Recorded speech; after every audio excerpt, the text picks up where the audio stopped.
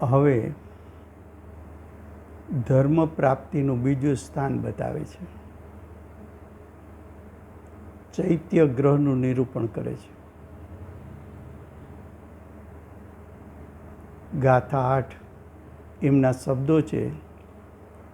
સ્વ આત્મ પરમાત્મા અન્યને જે જાણતા જ્ઞાન જ રહે છે. ચૈત્ય ગ્રહ તે જ્ઞાન મૂર્તિ શુદ્ધ પંચ મહાવ્રતે. અર્થ: જે મુનિ બુદ્ધ એટલે કે જ્ઞાનમય આત્માને જાણતો હોય, પોતાના આત્માને જ્ઞાનમય જાણે, અન્ય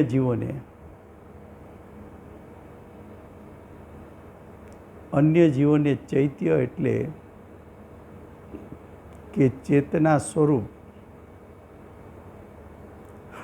એટલે કે જ્ઞાનમય જાણતો હોય, પોતે જ્ઞાનમય હોય એટલે કે પોતે જ્ઞાનમય થયો હોય. જ્ઞાનમય થયો હોય એટલે જેમને સમ્યક જ્ઞાન પ્રગટ થયું હોય.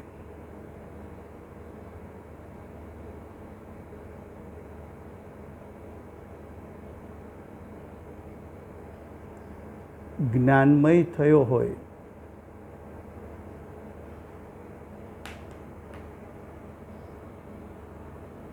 પાંચ મહાવ્રતથી શુદ્ધ હોય.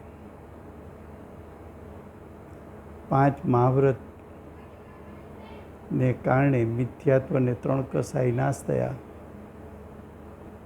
અશુદ્ધિ નાશ થઈ. નિર્મળ હોય એટલે અતિચાર દોષ રહિત હોય. નિર્મળ હોય એટલે અતિચાર દોષ રહિત.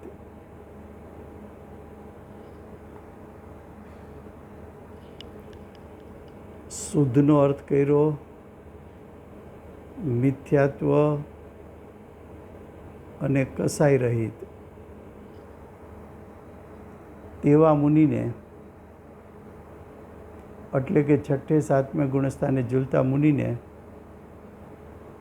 કે જેમને જ્ઞાન સમ્યક પ્રકારે પ્રગટ થયું છે, પોતાના આત્માને પણ ચૈતન્ય સ્વભાવથી જાણે છે, પરના આત્માને પણ ચૈતન્ય સ્વભાવથી જાણે છે, એવો સ્વપરને જેમ છે તેમ જાણનાર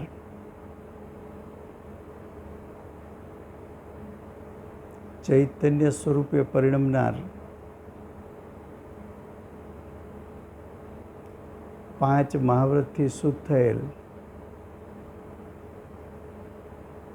અતિચાર દોષને નાશ કરીને નિર્મળ હોય તેવા મુનિને હે ભવ્ય તું ચૈત્ય ગ્રહ જાણ.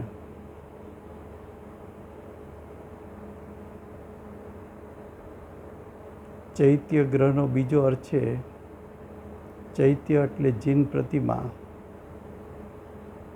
અને ગ્રહ એટલે રહેવા માટેનું સ્થાન. તો મુનિરાજનું જે શરીર છે એમાં ચૈતન્યમય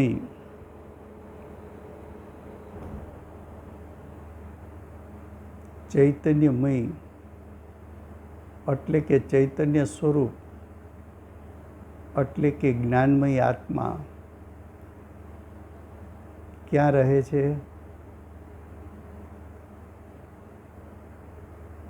તો કે મુનિના દેહમાં. તો મુનિનો દેહ પણ ચૈત્ય ગ્રહ કહેવાય.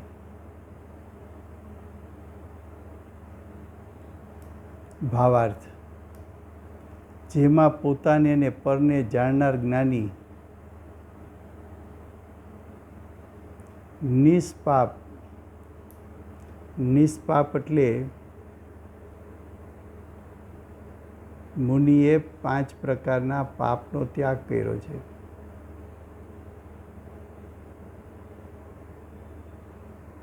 પાંચ પાપ કહેતા હિંસા, ચોરી, જૂઠ, અબ્રહ્મચર્ય અને પરિગ્રહનો ત્યાગ વર્તે છે. આવો ચૈત્ય એટલે કે આવો જ્ઞાનીનો આત્મા ચેતના સ્વરૂપ આત્મામાં રહે છે તે ચૈત્ય ગ્રહ છે. મુનિ ક્યાં રહે? મુનિ પોતાના આત્મામાં રહે. મુનિ પોતાના આત્મામાં કઈ રીતે રહે? તો કે સ્વપરને જાણીને 5 પ્રકારના પાપોને છોડીને ચૈતન્ય સ્વરૂપ, ચૈતન્ય સ્વસ્વભાવ, ચૈતન્ય સ્વસ્વભાવમાં રહેવું તે ચૈત્ય ગ્રહ છે. તો આ પ્રમાણેનું ચૈત્ય ગ્રહ સંયમી મુનિને છે.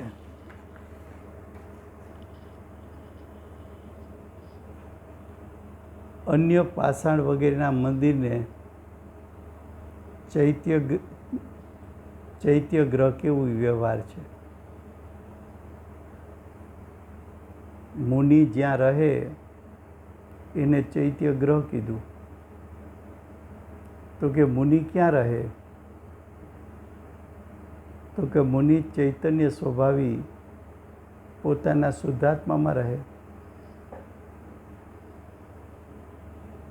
માટે એને ચૈત્ય ગ્રહ કીધું. આવું ચૈત્ય ગ્રહ એટલે કે આવા મુનિ પોતાના ચૈતન્ય સ્વરૂપ આત્મામાં રહે છે.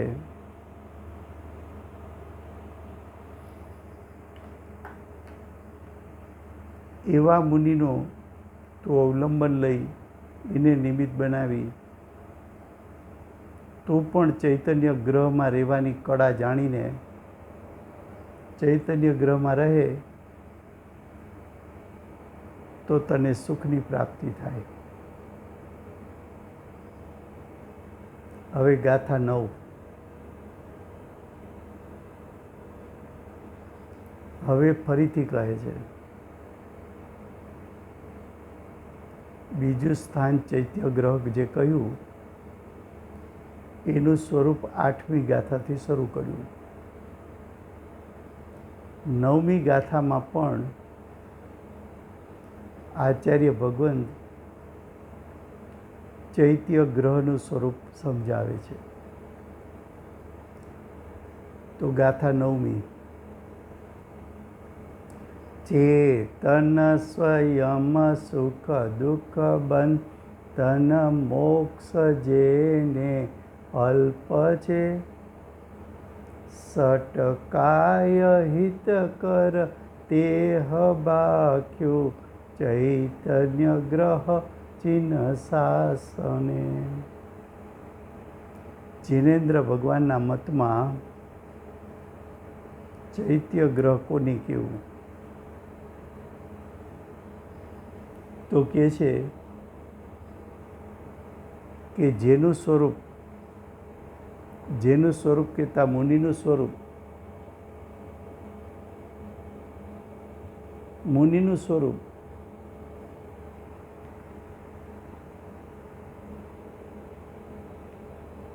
બંધ મોક્ષથી રહિત છે. જેમનું સ્વરૂપ સુખ દુઃખથી રહિત છે, જે ચેતના સ્વરૂપ છે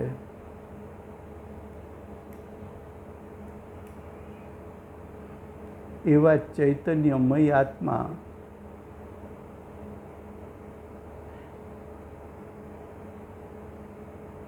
એવું ચૈત્ય ગ્રહ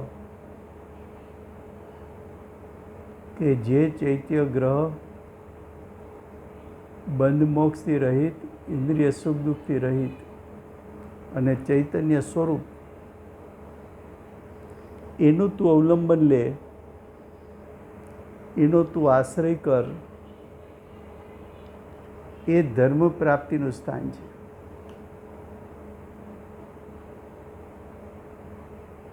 બહારમાં જીન મંદિર કહો, જીનાલય કહો, ભગવાનની ધર્મસભા કહો, સમોસરણ કહો, ચૈત્ય ગ્રહ કહો,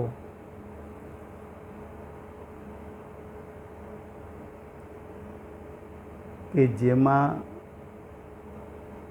જીનાલય કહેતા જીન ભગવાનને રહેવાનું સ્થાન,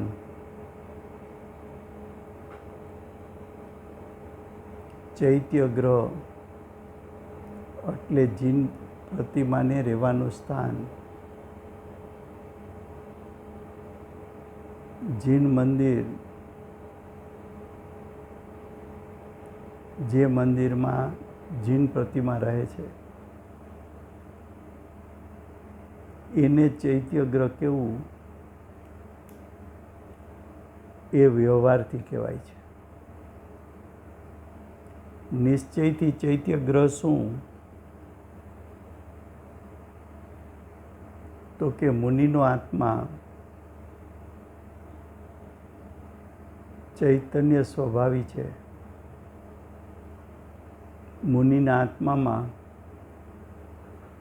બંધ મોક્ષ નથી, સુખ દુઃખના પરિણામ નથી. તે આત્માને ચૈત્ય એટલે રાગ દ્વેષ રહિતની નિશ્ચય જીન પ્રતિમા કહેવાય.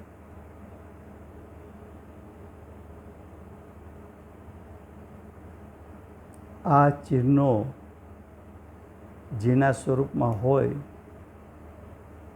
એને ચૈત્ય કહે છે. કયા ચિહ્નો? તો કે બંધ મોક્ષ રહિત, સુખ દુઃખ રહિત. કારણ કે જે ચેતના સ્વરૂપ હોય,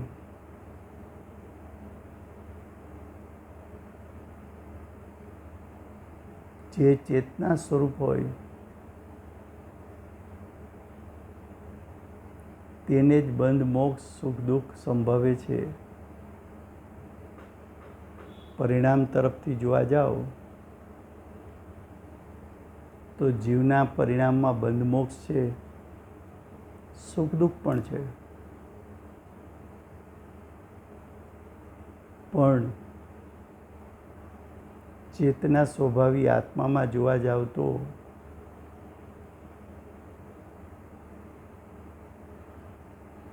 ચૈતન્ય સ્વરૂપને રહેવાનું સ્થાન એ ચૈત્ય ગ્રહ છે. એ ચૈત્ય ગ્રહ છે. આ પ્રમાણે જીન માર્ગમાં ચૈત્ય ગ્રહ, જીન માર્ગ એટલે જીનેન્દ્ર ભગવાનના માર્ગમાં, મોક્ષના માર્ગમાં ચૈત્ય ગ્રહ 6 કાયનું હિત કરવાવાળા તે આ પ્રમાણે મુનિ છે. મુનિ ક્યાં રહે? ચૈત્ય ગ્રહમાં જેની દ્રષ્ટિ રહે, ચેતના સ્વરૂપમાં પોતાની દ્રષ્ટિ રહે, ચૈતન્ય સ્વરૂપી સ્વભાવમાં ઉપયોગ રહે અને ચૈતન્ય સ્વભાવી આત્મામાં સ્થિરતા રહે, એવો ચૈતન્ય સ્વભાવ એ ચૈત્ય ગ્રહ છે. હવે કે છે તે આ પ્રમાણે મુનિ છે. હવે કે છે 5 સ્થાવર અને ત્રસમાં વિકલત્રય તથા અસંગની પંચેન્દ્રિય સુધી કેવળ રક્ષા કરવા યોગ્ય છે.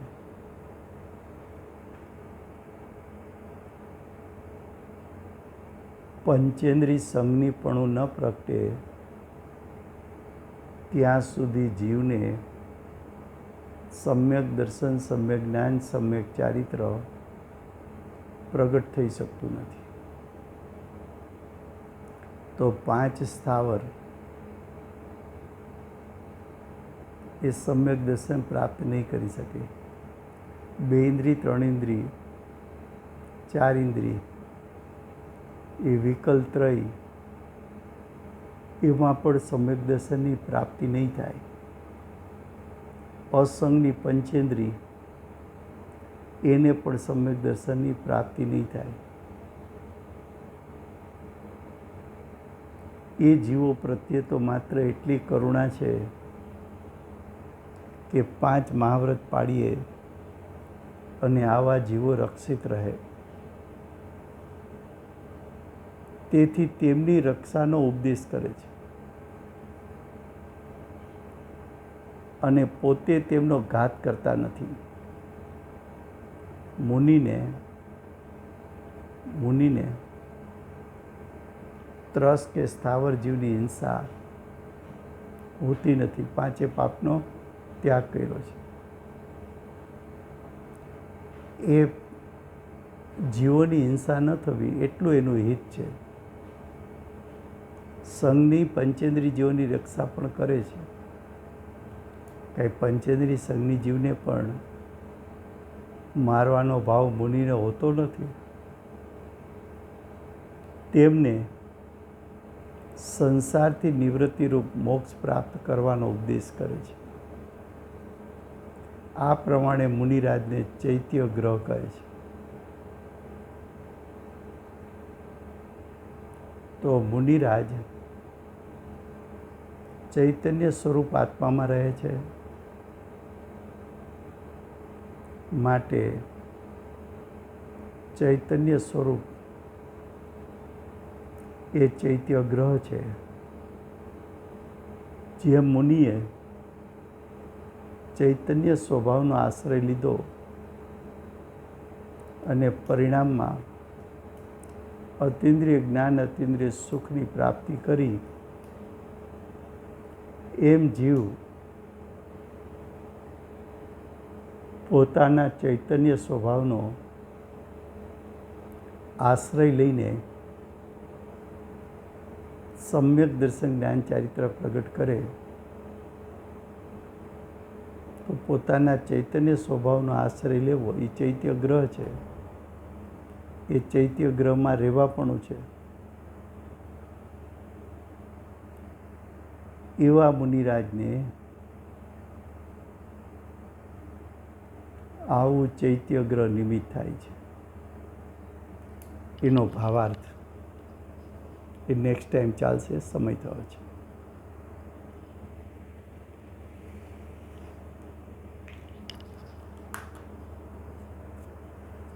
અનંત ચતુષ્ટયના ધારક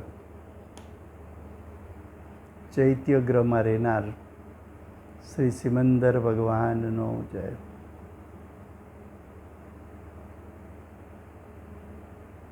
પ્રમત અપ્રમત ગુણસ્થાનમાં રહેનાર